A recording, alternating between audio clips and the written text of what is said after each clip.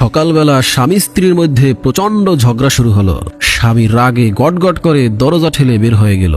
স্ত্রী অভিমানে ফোন করে বলল, তোমার সংসার ছেলে মেয়ে সবকিছু ফেলে যেদিকে দুচোখ যায় চলে যাচ্ছি। স্বামী কিছুক্ষণ চুপ থেকে বলল, ঠিক আছে যাও। এই কথা বলি ফোন কেটে দিল।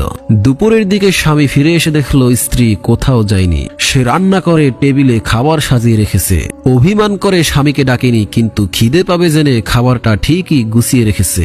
দুজনেই আলাদা রুমে মন খারাপ করে শুয়ে রইল। কেউ কাউকে ডাকছে না, কেউ কারোর সঙ্গে কথা বলছে না। না খেয়ে থাকলেও কেউ আগে গিয়ে খেতে চাইছে না। বিকেলবেলা স্ত্রী বাচ্চাকে নিয়ে কোচিংয়ে গেল।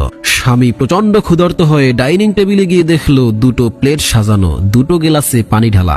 স্ত্রী তার জন্য খাবার রেখেছে, কিন্তু অভিমানে ডাকেনি। স্বামী খেতে গিয়েও থেমে গেল।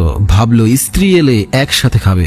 বিছানায় বসে স্বামী স্ত্রীর মোবাইলে একটা মেসেজ পাঠালো, তুমি যে কারণে যেতে পারোনি আমিও সে কারণে খেতে পারিনি। স্ত্রী মেসেজটা দেখে চোখের পানি ধরে রাখতে পারল না। ঝগড়া হোক অভিমান হোক, কিন্তু শেষ পর্যন্ত ভালোবাসায় জিতে যায়। একটা সংসার ভালোবাসার ভিত্তির উপর গড়ে ওঠে ঠিকই, কিন্তু শুধু ভালোবাসায় যথেষ্ট নয়।